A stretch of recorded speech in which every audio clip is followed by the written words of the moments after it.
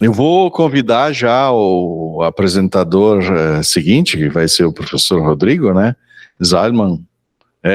Faz favor, enquanto você organiza aí a sua apresentação aqui com a ajuda do nosso técnico, eu vou tomar liberdade então de agradecer a tua disponibilidade, teu aceite ao nosso convite para participar desse evento, que também está sob a sua responsabilidade enquanto coordenador de pesquisa na Universidade de Caxias do Sul. Então, professor Rodrigo Zalman, bem-vindo. O professor Rodrigo é graduado em Engenharia Mecânica pela Universidade de Passo Fundo, é mestre em Engenharia Mecânica pela Universidade Federal de Santa Catarina e doutor pela mesma universidade, em Engenharia Mecânica, com doutorado sanduíche na RWTH Aachen, da Alemanha, em 2003.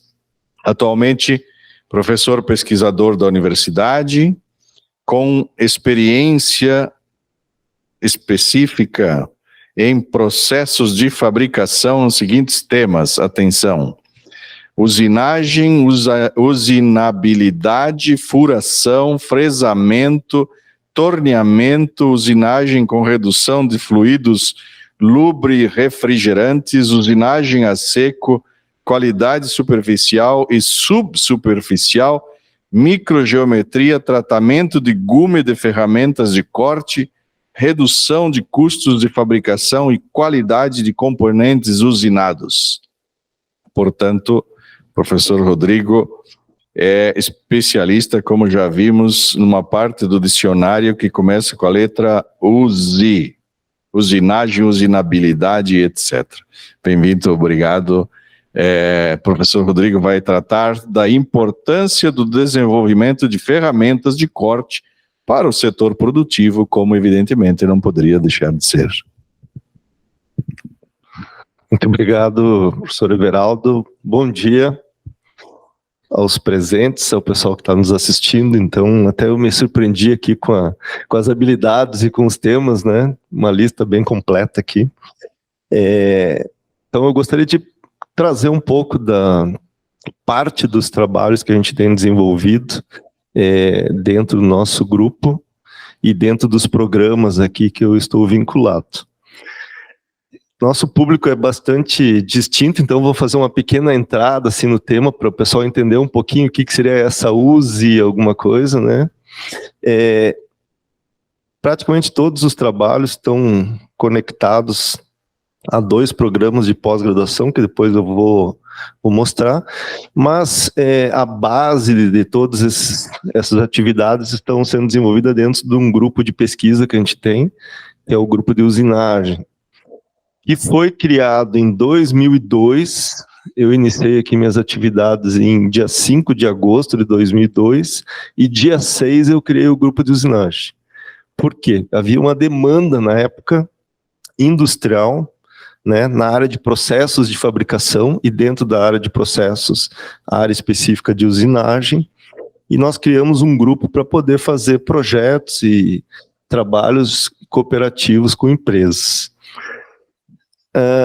Aqui alguns momentos, né, da vida aqui do grupo. Teve um momento aqui que o pessoal estava todo enjaquetadinho, camisa do grupo, né? Então é um pessoal que interage bastante, né? Inclusive uma parte do grupo está aqui. Alguns números aqui do nosso grupo: hoje temos 4 docentes envolvidos diretamente nas atividades, 2 assistentes que eu chamo, né, são engenheiros contratados por projetos para trabalhar dentro de temas específicos. Depois eu vou mostrar, por exemplo, os 2 projetos aqui. Também temos bolsistas de iniciação científica. E um número assim, só para ter uma ideia da grandeza, né, já trabalharam como assistentes, engenheiros contratados em projetos, 13 pessoas, e em torno de 97 bolsistas de iniciação científica. E um total aqui, esse número foi muito difícil conseguir, mas em torno de 67 TCCs foram realizados, vinculados diretamente a temas dos projetos. Atualmente nós temos 3 projetos grandes, eu vou mostrar aqui também um flash, né, uma ideia, né? Praticamente todos eles envolvem empresas, e um deles envolve empresa e órgão governamental. E aproximadamente 43 projetos já foram desenvolvidos nessa grandeza assim. Chama atenção aqui que a maior parte com empresas, então acho que o grupo foi criado com essa relação de social, trabalho aplicado social, e é isso que tem sido um dos grandes diferenciais. Dentro daquelas áreas de atuação, então, depois, né, temos aqui 10 linhas na qual o grupo está registrado dentro dos diretórios de pesquisa do CNPq. Então, uma das linhas é a linha que eu vou mostrar um pouquinho mais aqui, que é uma linha que tem sido bastante, tem tido muito interesse a nível industrial, então que tem a ver com a parte de desgastes e ferramentas de corte, tem a ver com o título dessa apresentação. Era para ter um vídeo aqui, mas como isso aqui é um visualizador, né, a ideia aqui era mostrar o que é uma ferramenta de corte, né? Então aqui nós temos uma imagem, que era para ser um vídeo, que mostrava aqui uma ferramenta realizando uma certa remoção de material.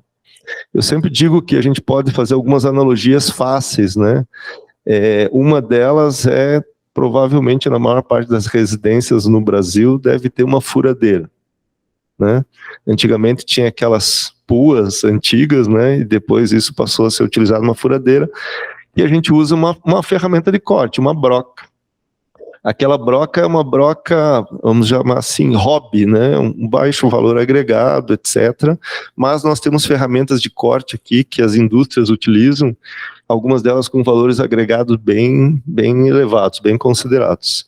E uma dos interesses, então, é realmente nessa área. Onde se aplica esse tipo de ferramenta, esse tipo de processo? Selecionei aqui algumas também, né? Nós temos aqui bastante produção de veículos pesados na nossa região e até leves atualmente, né? Então, desde a fabricação de blocos, de motores, eixos, todo e qualquer material que tem uma certa restrição, né, componente mecânico que tem uma certa restrição técnica, de qualidade, normalmente passa por processos de usinagem, processos de remoção. Também isso na indústria aeroespacial, por exemplo, componentes bem complexos de serem fabricados, né, entre outros, por exemplo, equipamentos e sistemas estruturais. Então, eu diria que, olhando assim de uma maneira, máquinas, todo e qualquer molde, processo de fabricação de componentes, quando a gente vai injetar um produto polimérico, alguma coisa, a matriz foi fabricada. Então, próteses também é uma área bem interessante, que inclusive a gente pode interagir com outras áreas, né, aproveitando, entre outros. Então, todas essas áreas, na realidade, de alguma forma direta ou indireta, todo mundo veio para a UX, ou a maioria veio para a UX de veículo. Boa parte do veículo passou por esses processos de fabricação. Um exemplo aqui por que então estudar essa ferramenta, né? Qual a importância disso? Eu sempre gosto de mostrar, essa aqui é um desenho ilustrativo de uma turbina, né, de avião. E ela tem muitos componentes aqui bem complexos de serem fabricados, materiais extremamente nobres, difíceis de passar por processo de fabricação e com uma responsabilidade técnica de segurança muito grande, né? Quando o avião sobe aqui em Caxias ou em algum lugar e atravessa um continente, a gente não imagina que isso aqui tudo está trabalhando numa certa temperatura, em torno de 400 e poucos graus, as peças ali dentro todas trabalhando, solicitações térmicas e mecânicas, não pode falhar, né? Então, existe todo um cuidado. Só para nós ter uma ideia, né, em torno de 3 a 5% do custo da fabricação de um produto é relativo ao custo de ferramenta de corte.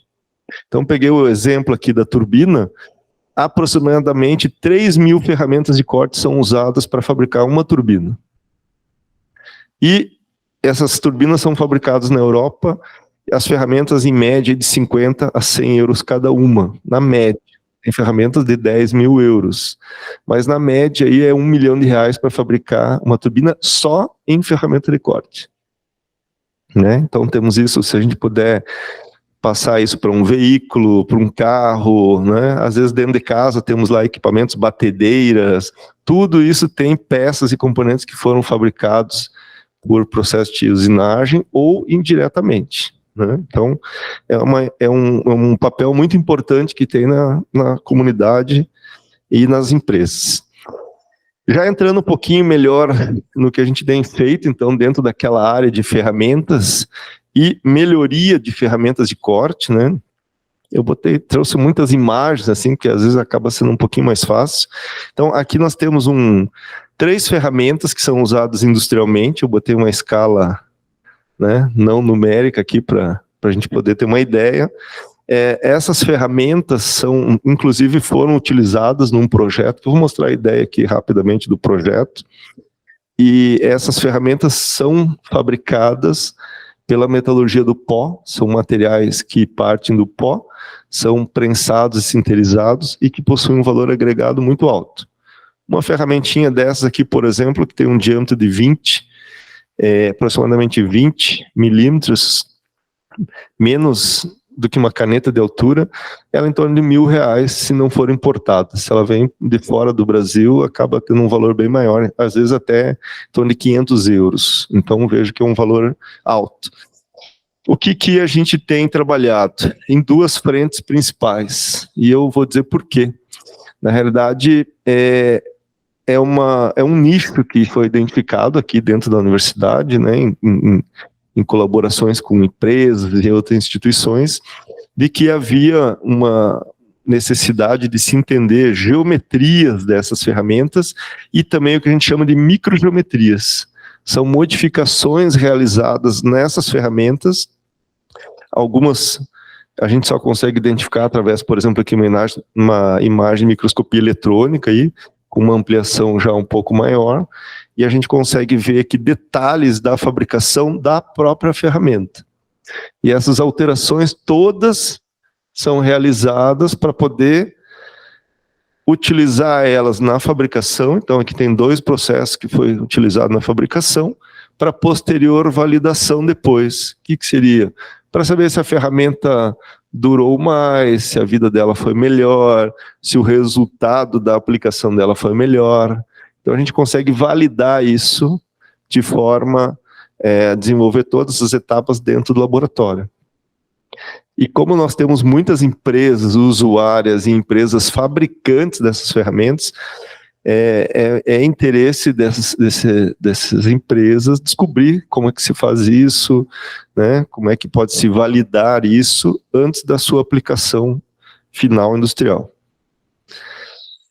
Então vou mostrar aqui um flash de 3 projetos que estão em andamento e um slide só de cada um para nós ter uma ideia, né? E um projeto que foi realizado, que está sendo rediscutido para poder fazer uma renovação. Esse projeto aqui é um projeto bem interessante que ele está acontecendo, na realidade é o 2º projeto que está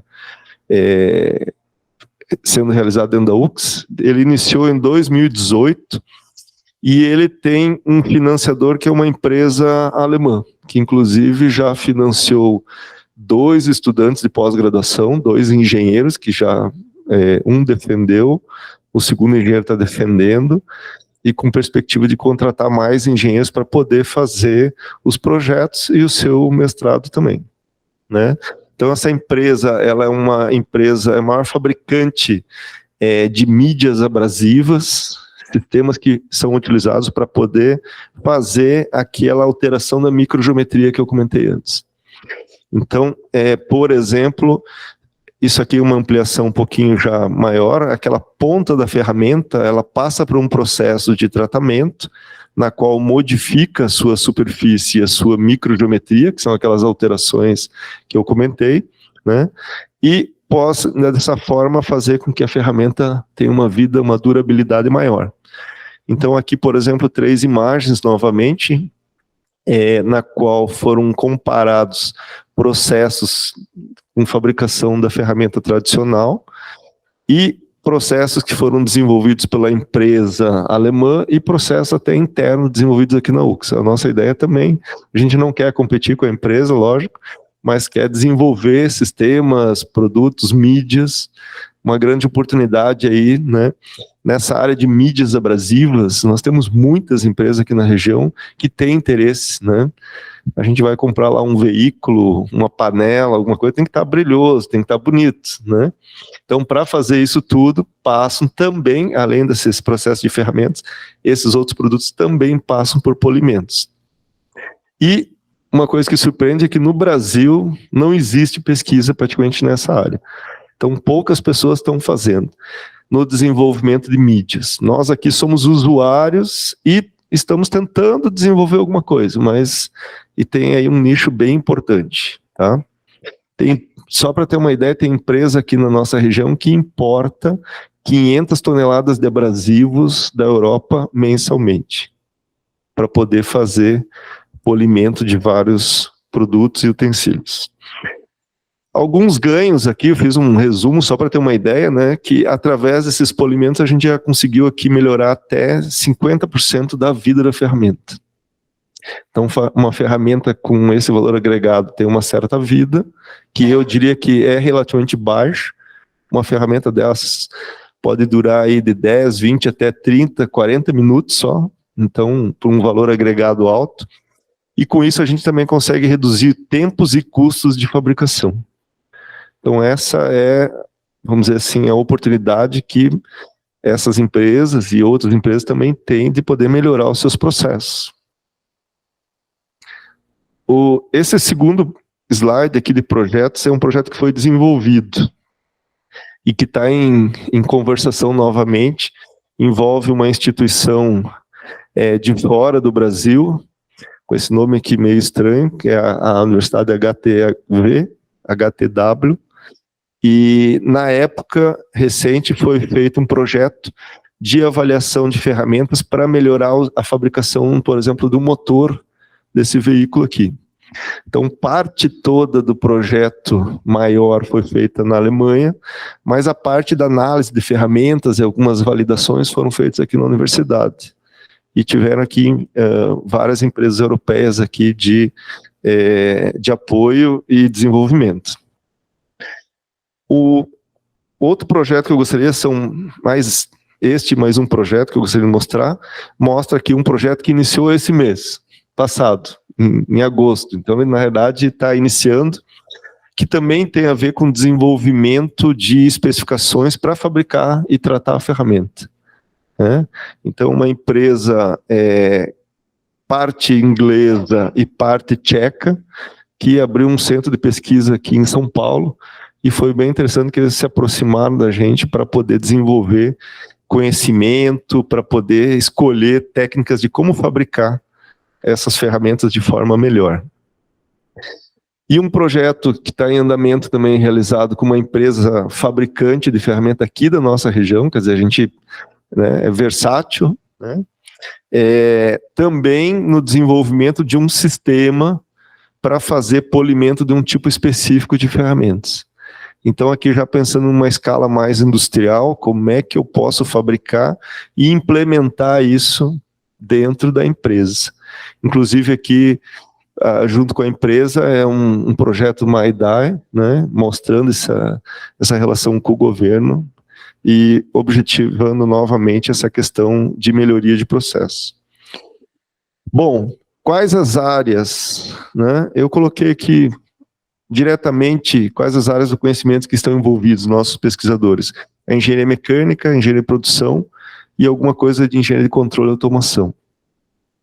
Então, os dois programas, o PG Protec e o PPG MEC, têm ancorado esses trabalhos, né? Os estudantes, os assistentes acabam trabalhando nos seus temas dentro desses programas, então a importância do programa de pós-graduação junto com a pesquisa e a relação com a sociedade. O desafio aqui é que outros poderiam, né, ter interação. Então a química e a parte de materiais diretamente, né, algumas coisas já são levemente realizadas. Também já realizamos alguma coisa na área ambiental, não nessa área, mas a área de aplicação de fluidos, por exemplo, também na área de TI. Quem sabe em outras áreas, né? Biologia, saúde, já tive um bolsista de iniciação científica da biologia, ela achou meio estranho, ficou um tempo, né? Mas são oportunidades que podem surgir. As 3 ODS principais aqui, 8, 9 e 12, né? Diretamente pelo crescimento econômico, desenvolvimento, competitividade e redução de insumos industriais. Quando a gente melhora um certo produto, a gente está reduzindo, né? Essas ferramentas, por exemplo, elas utilizam muito o cobalto como ligante, e o cobalto é um material que está em escassez na natureza. Então, é interessante fazer isso para poder melhorar. E seria isso. Eu fiquei próximo do meu tempo, agradeço, e depois, e também após o evento ou em outro momento, fico aberto aqui a questões e aproximações, que é uma das ideias nossas. Muito obrigado. Obrigado, professor Rodrigo, pela sua trajetória, pela contribuição com a instituição, seja na pesquisa, seja na formação de recursos humanos, muitos aí, fazemos votos de que essas interações todas com a indústria tragam benefícios para todos, para a indústria e para a nossa instituição e para as pessoas que nela estão. Acho que é um campo muito promissor, né, de atuação. Então, agradecemos reiteradamente.